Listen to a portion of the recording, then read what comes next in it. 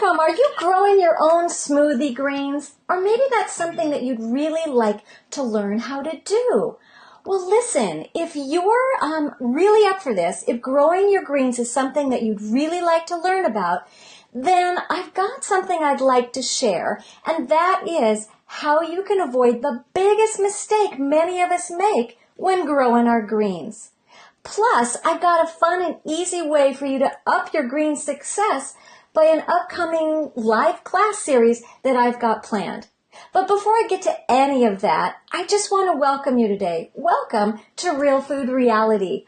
I'm your host here today, Tess Hoke, and I'm your real food strategist as well, where it is my job to help you learn to eat better more often by learning to grow some of your own food. How about that? It doesn't get any better than that. Hey, if you're a replay viewer today, if you're tuning in after this has been live, I want you to know I do check back for comments. So if you've got something to say, please do add to the conversation. You are part of the party too. So I'm taking a stab today and guessing that you're a green smoothie lover, or you probably wouldn't have tuned in with me today.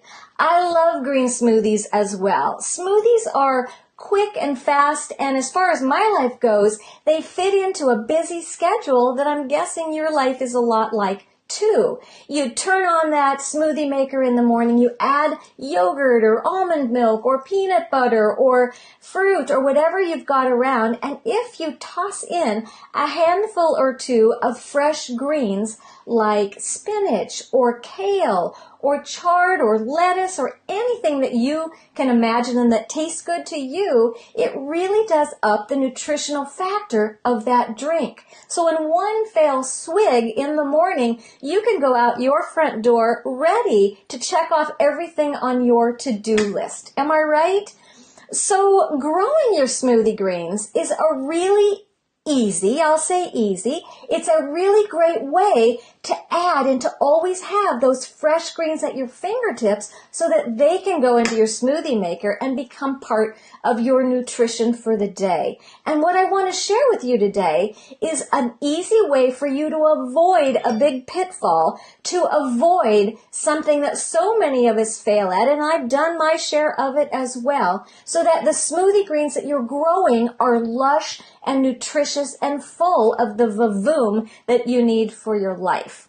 So what is that number one mistake that many of us experience? Well, that is, and here it is in a simplistic way, we want to make sure that we feed our greens patch. Now that might sound like a no-brainer to you, but it is often a very overlooked problem. It's what I like to call harvest disappointment.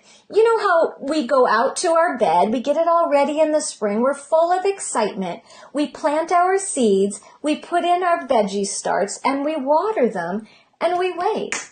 And then we wait some more, and we still wait for these big, beautiful, green, luscious plants to take shape. And sometimes they just don't grow. Well, there's a reason that that is happening, and the real reason is that our soils need to be fed.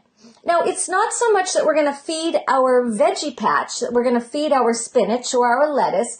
It's that we really, truly are feeding the soil. And here's a really easy way to think about this and to keep it really simple and doable. Every biological creature on the planet needs to be fed. You need to be fed. I need to be fed. The dog needs to be fed. And your veggie plants need to be fed too. But it is the soil microbes, this magical little life system that exists within soil, that does the actual feeding. Where our job then is to feed those microbial creatures so they can turn it into food for the plants, and the plants can then turn it into food for you and me, and those greens that are going into our smoothies are full of nutrition. And so, how do we do that? Well, let's just back up for just 1 second. I want you to envision for a minute a little teaspoon of garden soil. Now, the ultimate garden soil that's rich and full and as it should be can contain millions, literally millions of live, living, biological, microscopic creatures that are doing their job to create the soil structure and to provide the nutrients to all of our plant life. And if we don't feed those, if we are not adding the correct things to the soil, then those little microbials are stressed out and they can't do their job, and therefore our green plants can't grow right. So we've got to add food to the plants. We've got to add food to them by feeding the microbials in the soil. And how do we do that? Well, we need to gather organic fertilizer or organic compounds and add them into the soil. Organic fertilizers, you can get them in a simple little bag at your favorite garden shop. But do me a favor and make sure that whatever fertilizers you're putting on there are organic in nature. And why is that? Well, don't ever forget, the plants are going to be absorbing this because the microbials have made it available to the plant material, to your smoothie greens, to your spinach plants, whatever you're growing. And then the plants then make that available to us. If we put chemical fertilizer into the soil, we are then consuming those chemicals through the plant leaves. We don't want to do that. We want to eat healthy, beautiful food. We want to go to our healthcare professional somewhere down the road and have them say, yes, you get a gold star. You are healthy. And that's not going to happen if we use chemicals. So choose wisely when picking out a fertilizer for your greens at your local garden shop. Then you can also add organic materials, rotting grass clippings, compost that you might be making. Maybe you live on a farm or have access to some backyard hens. Maybe you can come up with a neighbor who can supply you with some organic material. Build that into your soil. Add that in so that your plants can become robust and healthy because the underlying microbial community is happy and lush itself. It's a very simple system, but it requires us to participate and put those inputs in. So to back it up and to give you that number one tip that I want to share with you today so that you can be successful at growing your smoothie greens is you gotta feed your green patch. And in order to do that, you need to feed your soils so they can do the job for you. It's interesting, I heard on a report recently that our soils, our growing soils, are getting so depleted in organic materials that they're being considered to be put on the endangered species list of all things. Sounds crazy, but when you think about how food happens, when you think about how plants grow, you begin to realize the importance of the soil structure and those happy little microbials dancing away under your feet. Literally, I'm not kidding. You need those if the greens are going to be worth your effort in doing. Okay?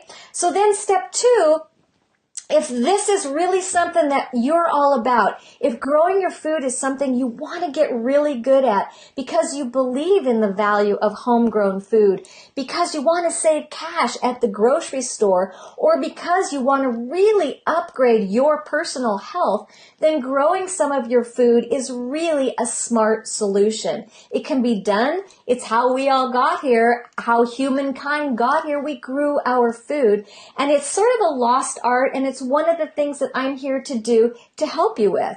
And to make that even easier, I'm really jazzed and excited about an upcoming live learning session that I've got planned. These 4-part courses begin April 30th, and the first one is called Grow Your Greens with Me. And how this works, it's a 4-week session live. You tune in on live. I will be in my own garden space doing my real thing. I'm growing my greens and I'm going to show you my system that I've used for over 25 years to grow lush, healthy greens. It's taken me a while to figure it out, and I want to share this with you. I've got lots of tips and lots of tricks and lots of creative ways that you can begin to grow your greens and have them at your fingertips anytime you're hungry and anytime you're ready to push that button and make yourself a beautiful green smoothie. It is so worth it, and I invite you to click the link in the description. After we're done here, I'll put it in there, and it'll take you to a page where you can just read more about it. And if that seems like something that would be valuable to you, we'll go from there. Okay, so that's sweet and simple. It's chalked up in the books for you and me today. Real Food Reality happens here every Wednesdays. We'll tackle the issues. We'll talk about what's possible. And I am here to encourage you and to really help you learn to grow your greens.